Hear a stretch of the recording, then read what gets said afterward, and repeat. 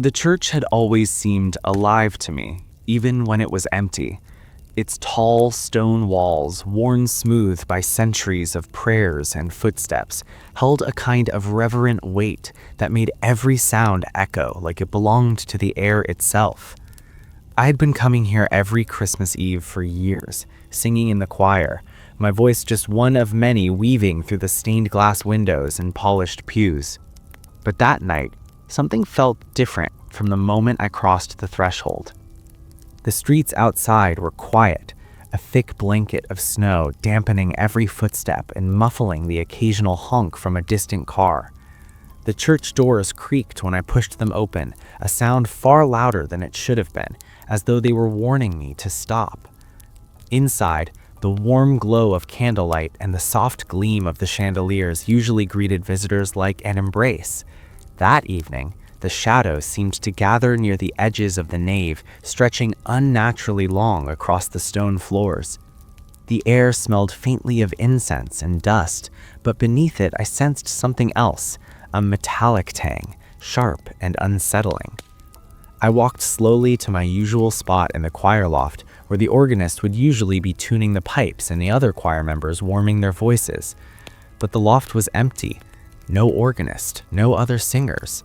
Just me, and the silence. The silence of the church was different that night. It was thicker, heavier, almost suffocating. I could hear my own heartbeat in my ears, rhythmic and persistent, and I realized how little I had noticed the faint creaks and groans of the old building before. Every hinge, every floorboard seemed amplified, carrying with it the memory of years, of decades, of centuries. I was about to call out, wondering where everyone was, when I heard it. A note, high and pure, emanating from somewhere deep within the church. I froze. It wasn't a voice I recognized. There was no timbre, no warmth, just a singular tone, clear as the frost outside. It repeated once, twice, resonating off the stone walls in a way that made the air hum. I felt it in my chest, like the sound was tugging at something deep inside me. And then it stopped. Dead silence, more oppressive than before. I swallowed hard and moved closer to the altar, the choir loft above me, the pews below, the empty aisles stretching towards the massive doors. I had never felt the building so enormous, so hollow. Candlelight flickered, though the chandeliers above had not changed, and I realized the shadows themselves seemed to shift when I wasn't looking directly at them. One moment the aisle looked empty, the next a silhouette, tall, distant, uncomfortably still, stood just beyond the rows of pews. I blinked. Gone. My mind raced, telling me it was a trick of the light, the reflection from the stained glass, the snow outside filtering through, but my gut told me otherwise. The organ pipes groaned suddenly, a deep, wet sound, like someone drawing breath from within the walls themselves. I backed away, my hand brushing against the wooden railing of the loft, trying to steady myself. My breath came faster, curling in soft clouds in the cold air of the church. And then I heard it again. The note, higher this time, and closer. It seemed to come from every direction at once, vibrating under my skin, coaxing me to respond. It was a summons, and I didn't want to answer, but my feet moved before my mind could protest, carrying me down the steps, down the long aisle toward the altar. Every pew I passed seemed to pulse with a faint resonance, as if alive, watching. I could feel the weight of years pressing down, centuries of voices rising and falling in harmony, then stopping abruptly. The church wasn't just old, it remembered. It remembered every hymn sung here, every whisper, every confession, every footstep that had ever crossed the floors. And that night, it remembered me. When I reached the front, the altar glowed with a light that did not belong to the candles. It was dim and diffused, shifting slightly as though the walls themselves were exhaling. I stepped closer, heart pounding, and saw a figure kneeling at the altar. Not a priest, not a choir member, just a silhouette, hunched, indistinct, almost fading into the shadows. I called out, my voice breaking the thick quiet. "Hello? Are you all right?" The figure didn't respond. When I took another step forward, it shifted slightly, and I realized it was holding something small, glowing faintly in the cold light. A book, perhaps, or a hymnal. I couldn't see clearly, but the glow was enough to make the air shimmer. And then I heard the first words of a carol. Just one line, sung in a voice that was both human and impossible, ethereal. The sound entered my ears and sank into my chest like ice. I could feel it in my bones. The melody was familiar, something I had sung countless times, but twisted, off-key, unnatural. It sent a shiver crawling up my spine. I froze. The moment stretched. My instincts screamed at me to flee, but my body refused. Every step I tried to take backward felt heavier than the last. And then the figure's voice rose to a high, chilling note. It stopped suddenly, and all the echoes in the church paused in response, leaving only a dead, suffocating silence. I could hear my own heartbeat thundering in my ears. The figure tilted its head slightly, as though studying me, weighing me. And then it spoke. Not in words, but in a tone that resonated directly in my mind. Sing. I couldn't move. My lips parted instinctively, and I felt a word slip out. Then another. The carol, the same I had sung every Christmas Eve, escaped from me against my will. My voice joined the figures, and immediately the church seemed to lean closer, listening, pressing in, alive with anticipation. The stained glass windows rattled slightly, shadows danced across the walls, and I knew, somehow, that if I stopped, the consequences would be immediate and terrible. I kept singing. My voice cracked, faltered, rose in pitch, and the figure continued, guiding me, holding the melody, threading it through the air like a needle through cloth. And in the pews, the faint faces shimmered and blurred, all joining, all focused on me. I realized then that I was not singing alone, that I had never truly been alone in that church. It had always been listening, waiting, collecting the voices of those who dared to enter, those who dared to sing. When the last note faded, I collapsed against the altar, gasping for breath. The figure was gone. The glowing hymnal, or whatever it had been, disappeared as if it had never existed.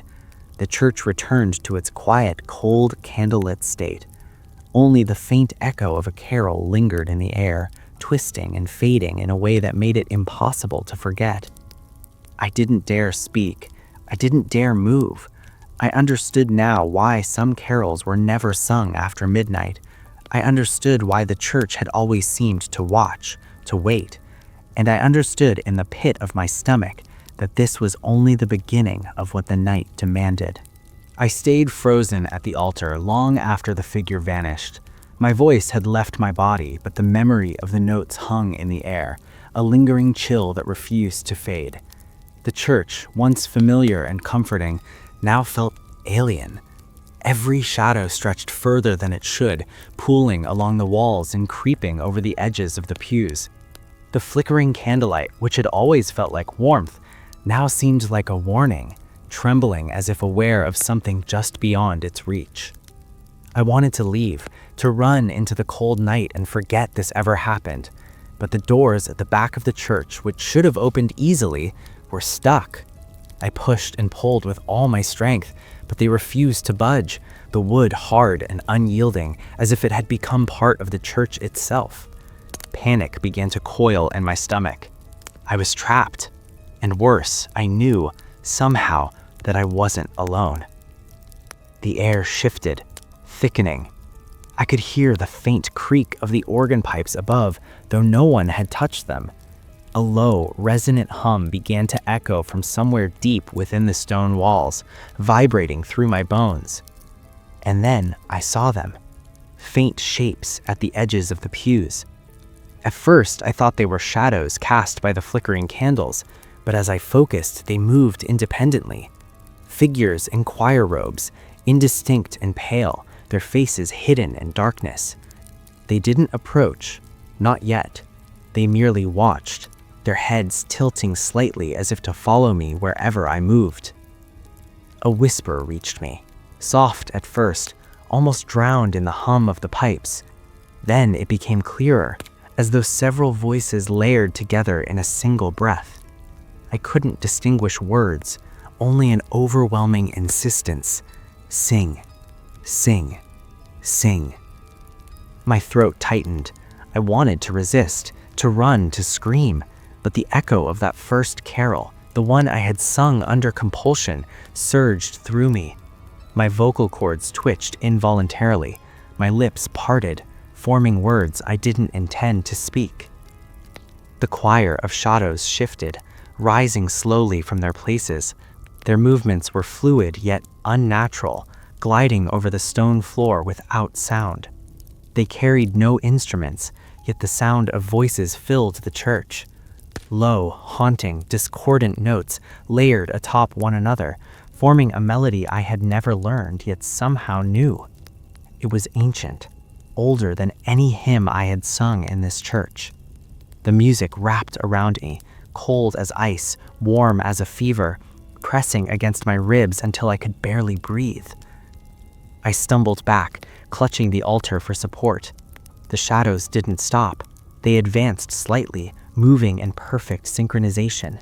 The air around me vibrated with the resonance of their song. I realized then that this wasn't just music. It was a force, a living thing. It demanded participation. It demanded submission. In a blind panic, I turned to the pews, trying to see a way out, and caught sight of reflections in the polished wood. The shadows weren't just floating above the floor, they were everywhere. Every surface seemed to ripple with movement, faces that weren't there a moment ago appearing in the varnish.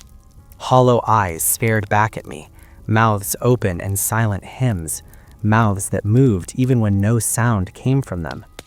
My breath fogged in the cold air, and I felt tears prick at the edges of my eyes. "Leave," I whispered, though I knew the command was meaningless. The church responded by growing colder. Frost formed along the edges of the pews, and the candles flickered violently, throwing long, fractured shadows. The choir of shadows raised its head as one, their forms stretching taller, thinner, their robes merging with the darkness along the walls. And then I heard it again. The command, not in sound, but in thought, clear and piercing. Sing, or stay. I realized then what had happened to the figure at the altar. It hadn't disappeared. It had transformed. It had become part of the church, part of the choir, and now it wanted me to join. I tried to run. I don't remember how many steps I took before I realized the pews had shifted, closing in behind me, cutting off the aisles. The doors, the exits, every familiar path had vanished. I was trapped, funneled toward the center of the church, where the altar now seemed impossibly large, towering over me, carved with symbols I didn't recognize, runes or sigils perhaps, etched deep into the stone, glowing faintly in the cold candlelight. My voice betrayed me before I could decide. A syllable, soft at first, escaped my lips. Then another, and suddenly, I was singing. The choir joined in, their voices layered over mine, harmonizing in ways that were beautiful and terrible. My song wove into theirs, and I realized that I didn't control the melody, it controlled me. Every note I sang pulled something from within me, a small, vital part of myself, until I felt hollowed, echoing the sound instead of producing it. The church was alive, hungry for the music, for the voices, and it had chosen me to feed it. Somewhere above, the chandeliers swayed again, though there was no breeze. The candle flames bent toward the altar, as though drawn by a magnetic pull. Shadows leapt and twisted across the walls, forming shapes too grotesque to name. Faces in the wood of the pews smiled at me, mouths opening wider than natural, eyes hollow and endless. I could feel their hunger, their anticipation, their expectation. And then, in the midst of the chaos, I saw a figure emerge from the shadows. Not the same one from before, but similar. Tall, hooded, faceless, carrying that faintly glowing hymnal. It moved closer, and the choir of shadows parted, making a path for it. The air grew heavier, each breath like inhaling ice.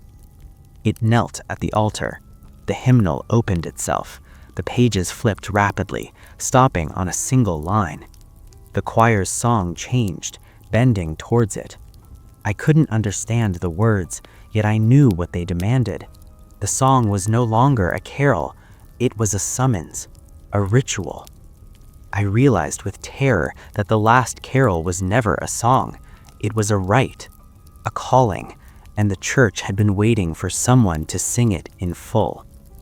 The figure at the altar raised its hand toward me. I felt compelled to obey. My song faltered, then resumed, each word pulling me closer to the altar, closer to the edge of something I could not name. The shadows leaned forward, hungry, waiting for my final note. I could see their forms sharpening, revealing hollow eyes, elongated faces, mouths that seemed to whisper directly into my mind. I tried to stop singing. My lips moved anyway. My lungs burned. My chest ached. But the song continued, and I realized it was no longer mine. It was theirs. I was merely the instrument.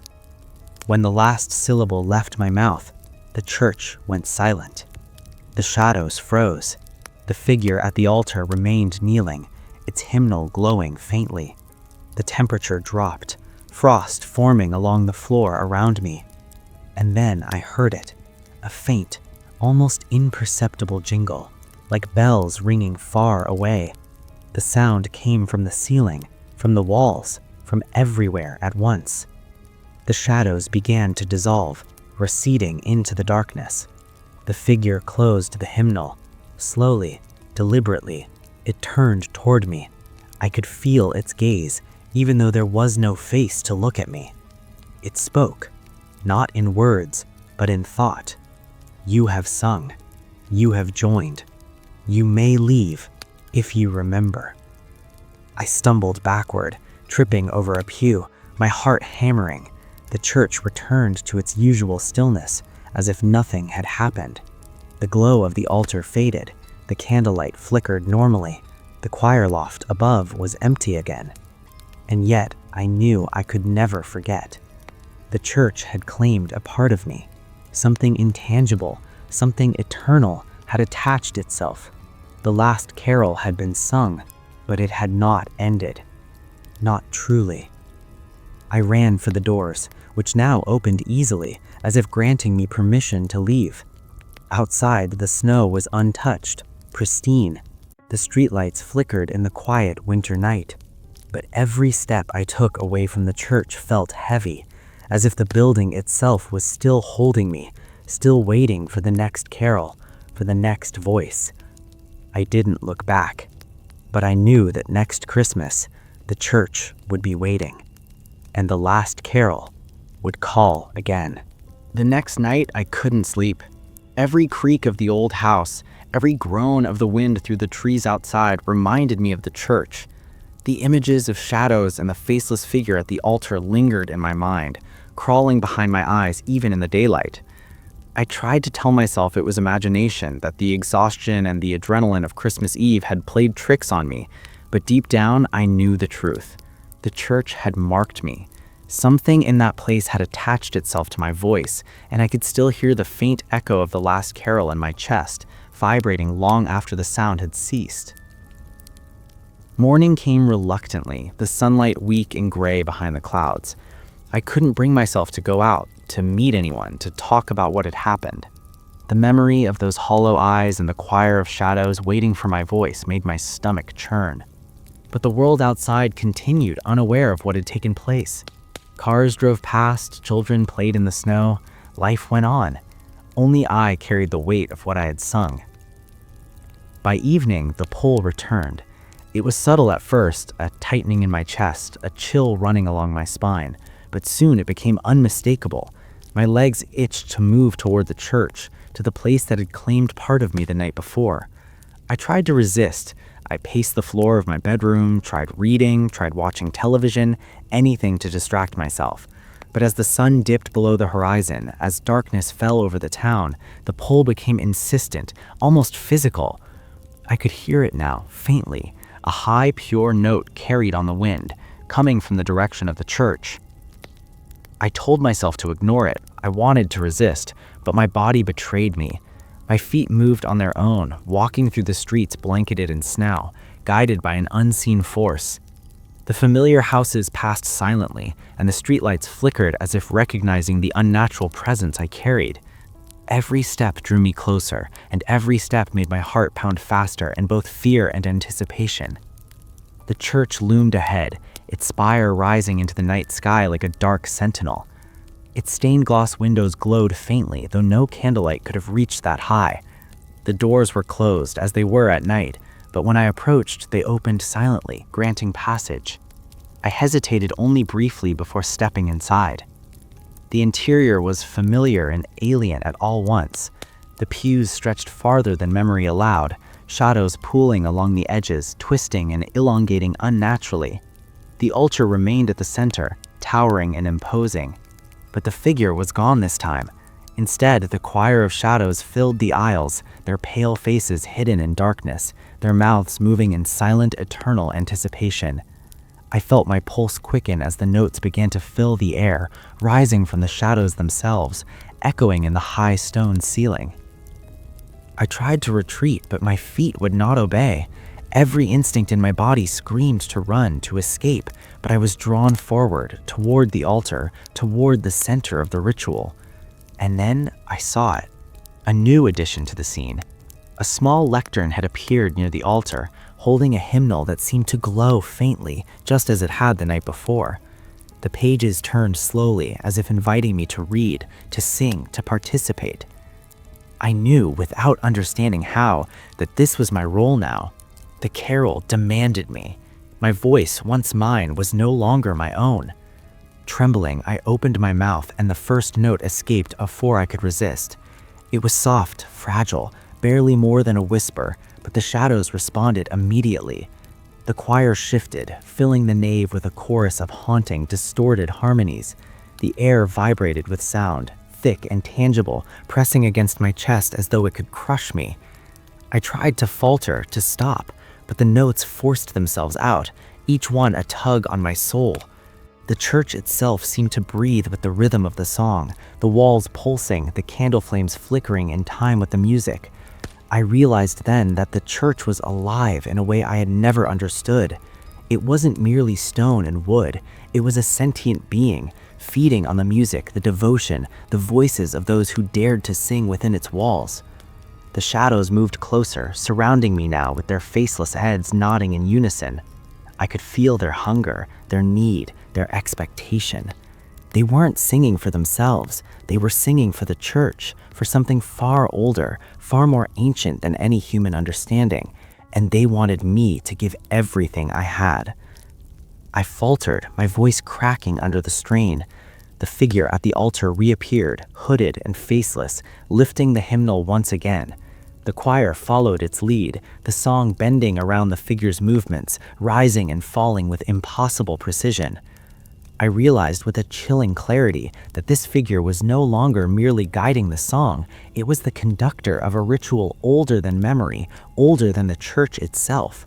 It had brought me here, compelled me to sing, and now it demanded perfection. I struggled to break free, to resist the pull of the melody, but it was impossible.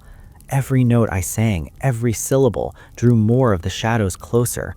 I could see glimpses of other faces in the darkness now, faces I had never seen, yet somehow knew, trapped in the church's memory for centuries, all singing in silent devotion, all waiting for the next voice to join them. My own voice became a conduit, a bridge between the living and the eternal, and the realization filled me with horror. And then, suddenly, the music stopped. The shadows froze mid-motion. The figure at the altar lowered the hymnal. The air grew cold, the temperature dropping so sharply that my breath fogged in front of me. Frost formed along the edges of the pews, delicate and crystalline, as though the church itself exhaled in satisfaction. The silence was deafening, broken only by the sound of my own panicked heartbeat. The figure spoke, not out loud, but in thought, a direct intrusion into my mind. "You have sung, you have joined. Remember this night, remember the song, and wait." I stumbled backward, my legs weak, my lungs burning. The choir of shadows dissolved into the walls and corners, leaving only the faint lingering echo of the carol in my ears. The church returned to its usual stillness, though it felt hollow, as if something had been removed or taken from the air. The figure vanished, leaving no trace, as if it had never existed. I ran from the church, the snow crunching beneath my boots, the night wind biting at my face. Behind me, the doors closed with a soft click, sealing the secrets of the nave once more. And yet, I knew the truth. The last carol would call again. Every note I had sung, every breath I had drawn in obedience to the church had marked me. I was no longer free. The memory of the song, the pull of the ritual would linger, drawing me back year after year, until I either obeyed completely or became part of the choir of shadows myself. By the time I reached my house, the snow had begun to fall lightly again, pristine and undisturbed. My parents were asleep. The town outside went about its oblivious business, unaware of the centuries-old horror that stirred in the church on the hill. I tried to convince myself that it was over, that it had only been a dream, but deep inside, I knew better. The pull was already returning, faint but insistent, a whisper in the back of my mind, a note I could not forget. That night, I lay awake in bed, listening to the wind, imagining the church alive with shadows, the figure at the altar, the echo of the last carol, and I knew with absolute certainty that I would return. The church waits, the song waits, and the last carol will call again. I returned to the church the next night, compelled by a force I could neither resist nor understand. The snow outside had turned into a soft, heavy blanket, muffling the world in silence. The streets were empty, save for the occasional flicker of distant streetlights through the falling flakes. My mind raced with dread, yet my feet carried me forward as though guided by some invisible hand. Every instinct screamed to run, to flee, to turn back, but I knew I could not. The pull of the church was stronger than my fear. The doors opened silently as I approached, as though expecting me. The familiar scent of incense and aged stone hit me instantly, but beneath it I detected the same metallic tang from the first night. My throat tightened. The air inside was colder than the frigid winter outside. The pews stretched farther than memory allowed, the shadows pooling in corners and along the walls, shifting as if alive. Every step I took echoed, magnified unnaturally, and I realized that the church was listening, aware of every movement, every thought. The altar loomed ahead, dark and imposing, carved with symbols that pulsed faintly in the candlelight. The figure was there, kneeling once again, its hooded head bent over the glowing hymnal. I could feel the hum of anticipation emanating from it, a vibration that resonated in my chest. The choir of shadows filled the aisles, their pale faces hidden, their movements fluid and unnatural. Their mouths opened in silence, forming the beginnings of a song, waiting for me to join. I hesitated at the threshold. The last time I had sung under compulsion, losing a part of myself to the ritual, but I knew I could not stop. The pull of the church had grown stronger with each passing night, a gnawing need that threatened to tear me apart if ignored. My body moved of its own accord, and I felt the icy grip of fear coil in my stomach, cold and unrelenting. The moment I reached the altar, the figure lifted its head. There were still no features beneath the hood, only darkness. The hymnal opened, its pages flipping to a line that shimmered faintly with an unnatural light. The choir began to sing, their voices harmonizing in a discordant, otherworldly melody. My voice joined automatically, trembling at first, then growing stronger, blending into the ritual. Each note I sang drew the shadows closer, and I could feel their hunger pressing against me. The walls of the church seemed to stretch, elongating in all directions. The chandelier swayed without wind, their candle flames bending toward the altar as if drawn by an unseen force. The air became dense, almost viscous, wrapping around my chest and throat. I felt my own voice becoming alien to me, no longer my own, a conduit for the ancient music that had existed long before I was born. The hymn was no longer a song. It was a command, a ritual, a summoning. As the notes continued, I noticed something new. The shadows in the pews began to solidify, forming faces and hands that reached toward me, yet they did not touch. They were spectral, half-formed, as though the church itself was manifesting its memories in the physical world. They whispered in unison, but the words were not human. They were echoes, fragments of prayers and confessions, twisted into something unrecognizable. Every whisper pressed against my mind, a cacophony of demands, urging me to sing louder, faster, to give everything I had. I faltered, and the figure at the altar raised one long, slender hand. The choir fell silently immediately, the shadows freezing mid-motion. The room grew colder, frost creeping along the edges of the pews and the stone floor. The figure spoke directly into my mind, not in words, but in thought. "You must complete the carol, one more stanza. Sing and it will be finished. Hesitate and it will consume you." The warning left me paralyzed. I wanted to stop, to refuse, to fight, but my voice betrayed me, forming the first notes automatically. The shadows leaned closer, their mouths moving in perfect silent synchrony with the melody. My lungs burned, my chest ached, but the music flowed, unstoppable. Each note I sang felt like a thread pulling at my very soul, unraveling me as I sang. The figure at the altar lifted the hymnal higher. The pages turned themselves, revealing more lines, symbols interwoven with words, lines I could not read consciously, yet understood instinctively. The song had become a language older than anything I had ever known, a communication between me and the ancient entity that had inhabited the church. I realized with growing horror that the carol was not meant for human ears.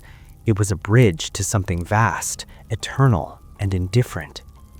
The choir's song grew louder, almost deafening, yet the echoes of my own voice could barely be heard over it. The walls seemed to close in, and the shadows began to press against me, tangible now, like smoke that could be grasped. Hands formed in the darkness, reaching for my throat, my chest, my head, yet they did not touch. They were testing, probing, evaluating. The figure at the altar remained kneeling, calm, its presence the only anchor keeping me tethered to the world. I could feel the final stanza approaching, a single line that I had to sing perfectly. My mind screamed against it, but my body obeyed. The note escaped my lips, pure and resonant, carrying with it every ounce of my fear, my defiance, my life itself. The shadows recoiled slightly, the choir paused, and the air itself seemed to hold its breath. Then the figure at the altar lowered the hymnal. The song was complete. The church exhaled in a soundless sigh, and the shadows dissolved into the walls, leaving only faint traces of movement in the corners. The temperature returned to normal, the candle flames flickered calmly, and the nave fell silent. I collapsed to my knees, gasping, drenched in sweat despite the cold. But the figure remained, hooded, faceless, kneeling at the altar. Its hand rose, pointing toward me, and a single thought entered my mind. Remember this night. Remember the carol. You are bound to it now. Next year, you will return. I tried to speak, to plead, but no words formed. The figure vanished in a blink, leaving the church empty once again. The faint echo of the last stanza lingered in the air, a soft hum in my chest that refused to leave. I stumbled to the doors, which opened easily, releasing me into the cold night. Outside, the snow had begun to fall again, soft and relentless. The town was quiet, the streets deserted. I walked home, numb, my mind racing with the knowledge that I had been changed. The carol had not ended. It had only paused, waiting for the next year, waiting for the next voice to join the choir. By the time I reached my house, dawn was approaching, pale and gray, barely illuminating the world. I collapsed in my bed, exhausted and terrified, unable to sleep. Every creak of the floorboards, every whisper of wind, every distant sound in the town reminded me of the church, of the shadows, of the figure at the altar. The last carol had been sung, but it had not ended. It had only claimed a part of me, and I knew deep in my bones that I would return, compelled by forces older than memory, to sing again.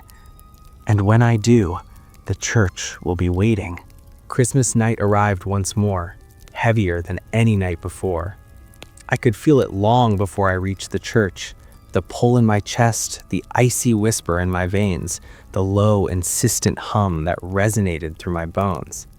I had hoped that the passage of a year might dull the call, might give me respite, but it had only grown stronger. Every step toward the church felt preordained, like the snow-laden streets were guiding me, narrowing my path with invisible hands.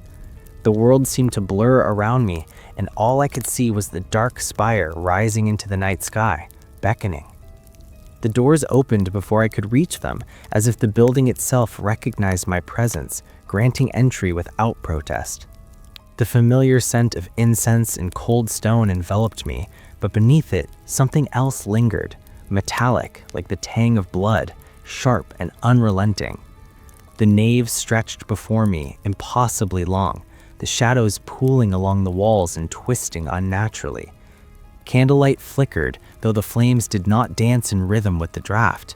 Instead, they trembled in response to an unseen heartbeat, the heartbeat of the church itself. The altar loomed in the distance, dark and immense. The figure was already there, kneeling, hooded and faceless, the hymnal open, its faint glow illuminating the carvings etched deep into the wood. Shadows had already begun to gather in the pews, forming the choir once more, their pale faces hidden, their silent mouths forming notes I could not hear but instinctively understood. I froze at the threshold. My heart pounded in my ears, and my chest felt impossibly tight. I had tried to resist, I had tried to forget, but I knew this night was inevitable. The last carol demanded completion, and I was bound to it. As I stepped forward, the air thickened, almost solid, pressing against me from all sides. Each footstep seemed magnified, echoing in the high stone ceiling, and I realized the church was alive in a way I had never truly comprehended. The walls themselves seemed to breathe, inhaling and exhaling in time with the chorus of shadows. The moment I reached the altar, the figure raised its head. Still no face, still only darkness beneath the hood. The hymnal lifted, pages flipping to the line I knew I must sing. My throat tightened. The notes escaped before I could resist. The shadows leaned closer, gliding silently over the stone floor, their invisible weight pressing against my chest. Every note felt like a tether pulling my soul closer to the altar, closer to the unknown entity that had claimed me. My voice, my very being, was no longer my own. I was a vessel, a conduit, and the last carol demanded that I give everything I had. The choir's voices swelled, harmonizing in impossible layers. Their song was not of this world. It was older, predating humanity, predating even the church. The melody carried within it the weight of centuries, a resonance that struck my chest and mind with a force I could neither resist nor comprehend. My voice joined theirs, blending, twisting, feeding the ritual. The air shimmered with the sound, tangible and oppressive. Candle flames bent toward the altar, chandeliers swayed, and shadows writhed like living things along the walls. I faltered, my knees buckled beneath me. I wanted to stop. I tried to scream, but no sound came. The figure raised its hand, and the choir froze instantly, every note hanging in the air like ice. Then a whisper, direct in my mind, not spoken aloud, cut through the silence. "Finish it, or you belong to us." I understood. Hesitation was fatal. The last stanza awaited. My voice quivered, weak, trembling, but I knew the line. I sang. Every word was agony, every note a tug on my very essence, pulling me towards the shadows, towards the altar, towards something I could not name. The walls pulsed, the carvings in the stone glowing faintly, their symbols writhing and shifting like living things. I was no longer a human being in that moment. I was part of the ritual, a thread in the tapestry of the church's ancient will. The choir's song rose to a crescendo, the shadows leaning closer, almost tangible now, faces emerging in the darkness, hollow eyes, mouths moving in silent anticipation. They were waiting for the final note, the culmination of the carol. I could feel their hunger, their desire for my voice, my life, my essence. My lungs burned, my chest ached, and yet the notes poured from me as if my body had no choice. The church was feeding, and I was the offering. Then the figure at the altar rose, taller than before, the hymnal hovering before it. Its faceless hood tilted slightly, and I felt its gaze. No, its awareness, piercing straight into my mind. Every note I sang, every syllable I formed, it absorbed. My song was no longer my own. It belonged to the church, to the shadows, to the figure. And I realized with horror that if I faltered, it would claim more than my voice. It would claim me entirely. I forced myself to the final note. The words escaped, raw and trembling, a shard of my soul embedded in every sound. The church seemed to exhale, a soundless sigh that rattled the very stones beneath my feet. The shadows paused, hovering in the air, suspended, their mouths still forming silent words. The figure at the altar lowered the hymnal, and for a moment the world held its breath. Then the choir dissolved. The shadows collapsed into the walls, leaving only faint traces of movement. The candlelight steadied, the chill lifted. The church returned to its empty, silent state. I collapsed to my knees, gasping, drenched in sweat, my body trembling uncontrollably. The figure remained kneeling at the altar, hooded and faceless, its hand raised, and a thought pierced my mind, echoing with terrifying clarity. "You have completed the carol. You may leave, but remember, next year the call will come again, and you will answer." I tried to speak, to plead, but no words would form. The church had claimed a part of me, a part that would never be free. I stumbled to the doors, which opened silently, releasing me into the snowy night. The town was quiet, oblivious, and the world outside seemed unchanged, but I knew differently. I had crossed a threshold, sung a song that connected me to something eternal, something hungry, and the memory of the last carol would linger in my mind, in my body, in my very soul. By the time I reached my home, dawn was breaking, pale and gray.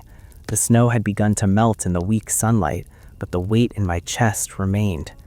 I collapsed into bed, exhausted, trembling, unable to sleep. Every creak of the floorboards, every whisper of wind outside reminded me of the church, of the shadows, of the figure at the altar. The last carol had been sung, but it had not ended.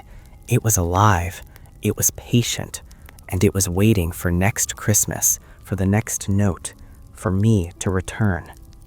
I closed my eyes, and in the darkness behind my eyelids I could still see the choir of shadows, their hollow eyes, their faceless mouths, waiting, watching. I could hear the faint echo of the last stanza vibrating in my chest, in my mind, a soft, insistent reminder that the church would always call, and I would always answer. And so I waited, for the bells to toll, for the snow to fall, for the shadows to gather, for the last carol to be sung once more, because the church had chosen me, and I could never refuse.